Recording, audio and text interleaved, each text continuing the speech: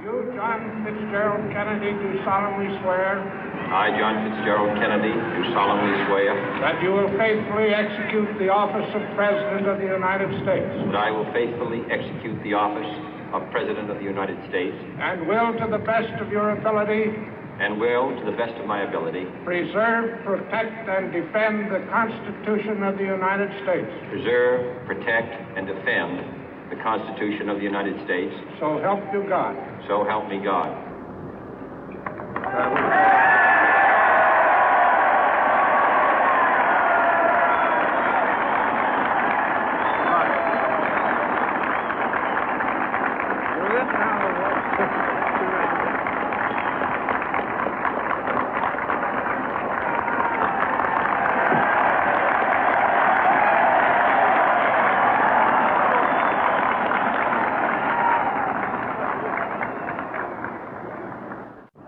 Vice President Johnson, Mr. Speaker, Mr. Chief Justice, President Eisenhower, Vice President Nixon, President Truman, Reverend clergy, fellow citizens.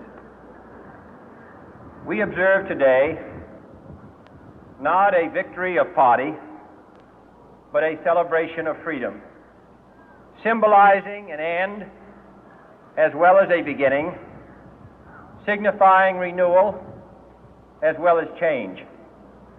For I have sworn before you and Almighty God the same solemn oath our forebears prescribed nearly a century and 3/4 ago. The world is very different now, for man holds in his mortal hands the power to abolish all forms of human poverty and all forms of human life.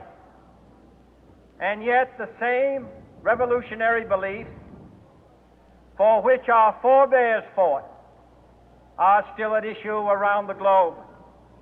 The belief that the rights of man come not from the generosity of the state, but from the hand of God.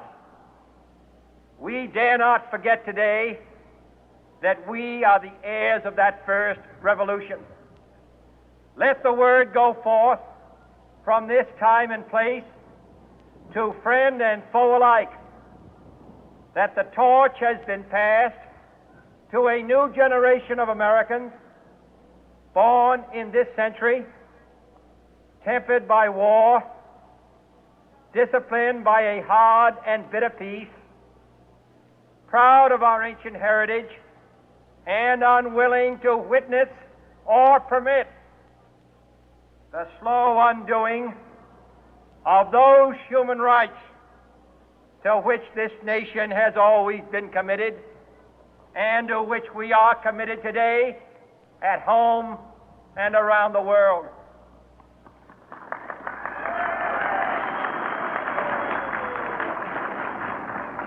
Let every nation know, whether it wishes us well or ill, that we shall pay any price, bear any burden, meet any hardship, support any friend, oppose any foe to assure the survival and the success of liberty.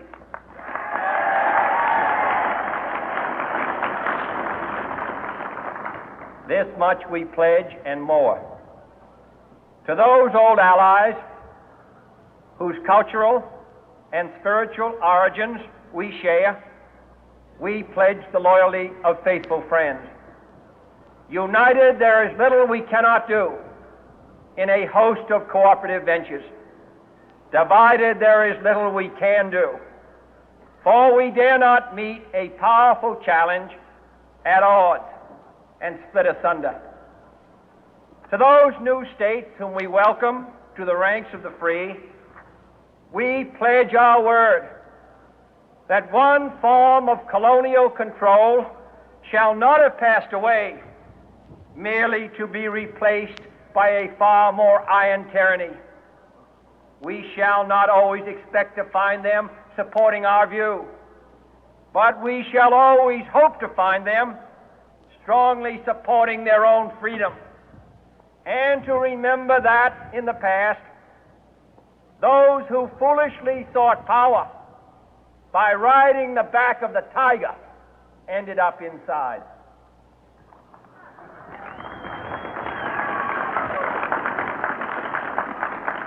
To those people in the huts and villages of half the globe struggling to break the bonds of mass misery, we pledge our best efforts to help them help themselves for whatever period is required, not because the communists may be doing it, not because we seek their votes, but because it is right.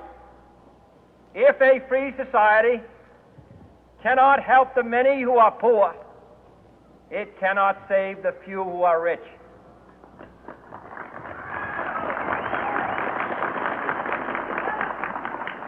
To our sister republics south of our border, we offer a special pledge to convert our good words into good deeds, in a new alliance for progress, to assist free men and free governments in casting off the chains of poverty. But this peaceful revolution of hope cannot become the prey of hostile powers. Let all our neighbors know that we shall join with them to oppose aggression or subversion anywhere in the Americas. And let every other power know that this hemisphere intends to remain the master of its own house.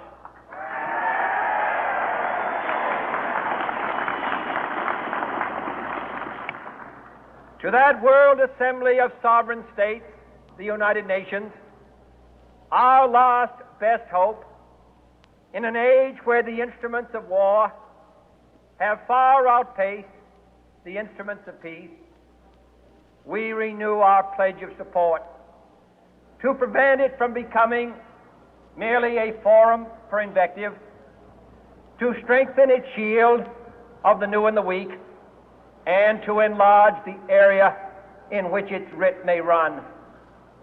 Finally, to those nations who would make themselves our adversary, we offer not a pledge, but a request that both sides begin anew the quest for peace. Before the dark powers of destruction, unleashed by science, engulf all humanity in planned or accidental self-destruction, we dare not tempt them with weakness, for only when our arms are sufficient beyond doubt can we be certain beyond doubt that they will never be employed. But neither can two great and powerful groups of nations take comfort from our present course, both sides overburdened by the cost of modern weapons, both rightly alarmed by the steady spread of the deadly atom, yet both racing to alter that uncertain balance of terror that stays the hand of mankind's final war. So let us begin anew, remembering on both sides that civility is not a sign of weakness, and sincerity is always subject to proof. Let us never negotiate out of fear, but let us never fear to negotiate.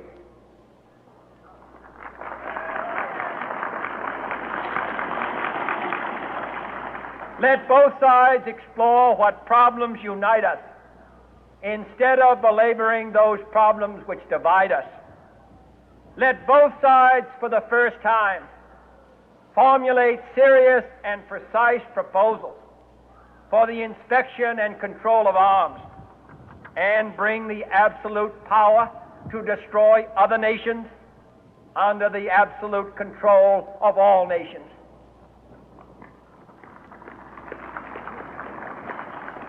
Let both sides seek to invoke the wonders of science instead of its terrors.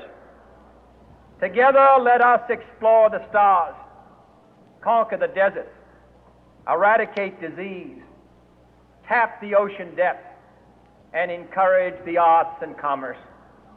Let both sides unite to heed in all corners of the earth the command of Isaiah to undo the heavy burden and let the oppressed go free. And if a beachhead of cooperation may push back the jungle of suspicion, let both sides join in creating a new endeavor, not a new balance of power, but a new world of law, where the strong are just and the weak secure and the peace preserved. All this will not be finished in the first 100 days, nor will it be finished in the first 1,000 days, nor in the life of this administration, nor even perhaps in our lifetime on this planet. But let us begin.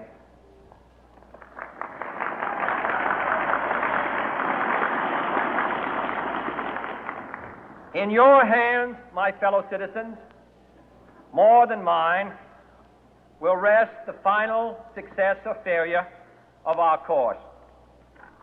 Since this country was founded, each generation of Americans has been summoned to give testimony to its national loyalty. The graves of young Americans who answered the call to service surround the globe.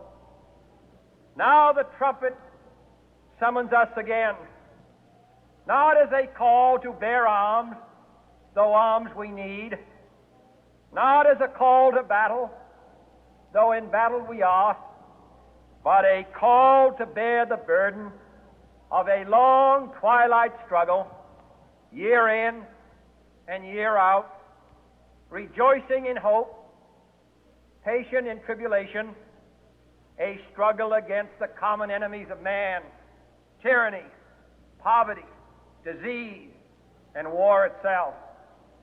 Can we forge against these enemies a grand and global alliance,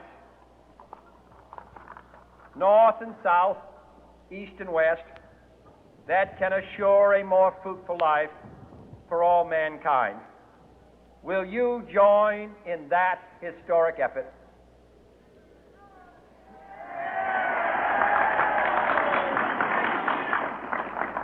In the long history of the world, only a few generations have been granted the role of defending freedom in its hour of maximum danger. I do not shrink from this responsibility. I welcome it.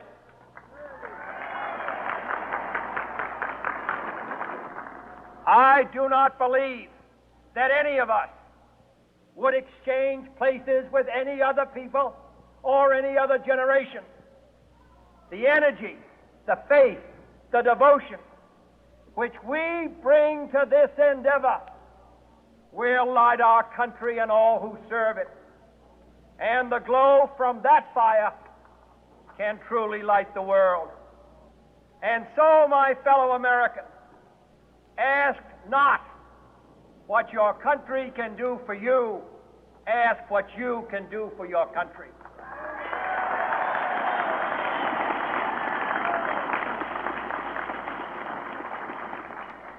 My fellow citizens of the world, ask not what America will do for you, but what together we can do for the freedom of man.